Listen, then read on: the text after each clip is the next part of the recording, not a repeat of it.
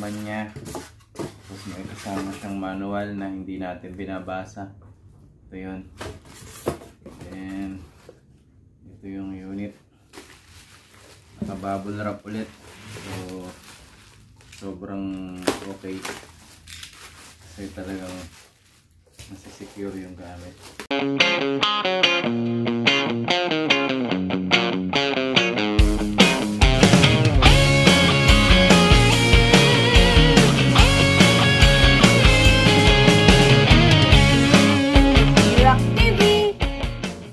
What's up guys? Nandito na naman tayo sa panibagong episode ng unboxing. Mag-unbox tayo ngayon ng AVR na nabili natin sa Shopee.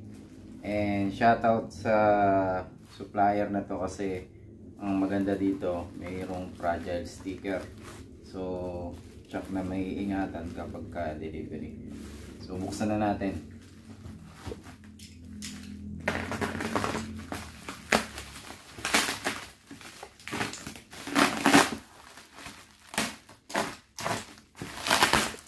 Maganda rin, naka-bubble wrap siya.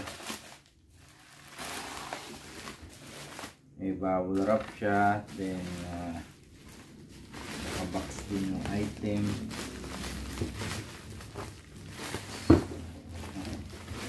Ito yun.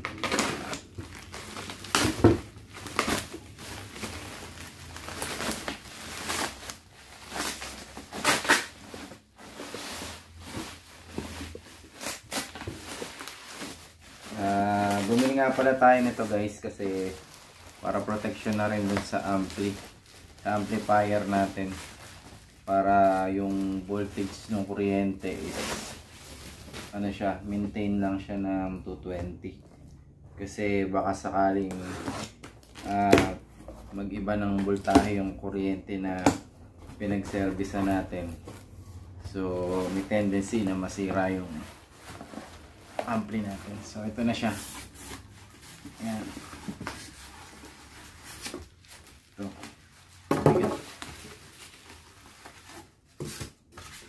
Yung laman niya. Tapos may kasama siyang manual na hindi natin binabasa. Ito yun. Then ito yung unit. Naka-bubble wrap ulit. So sobrang okay. Kasi talagang masisecure yung gamit.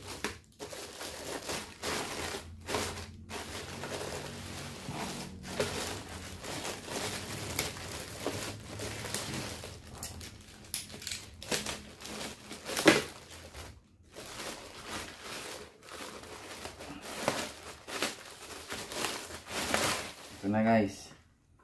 Highmark. Yan.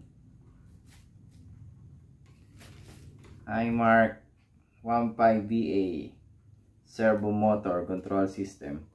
So meron tatlong 220 na outlet tsaka isang 110. Ayan. So susubukan natin siya guys. Ito na guys, sasaksak na natin siya sa 220. Ayan, saksak na natin. Ayan. And then saksak natin itong amplifier natin. Nakabukas na siya agad. Off muna natin. Saksak natin itong ampli. Ayan. On. So ayan o. Kita nyo. So ang voltahe niya is 220.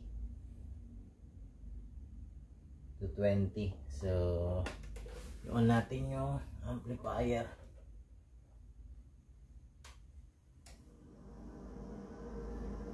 Ayos guys, ganda. So ito yan.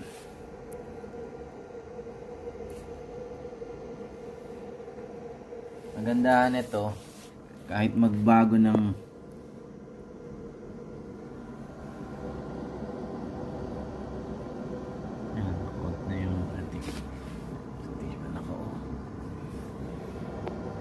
kuha na yung amplifier natin. Ayos.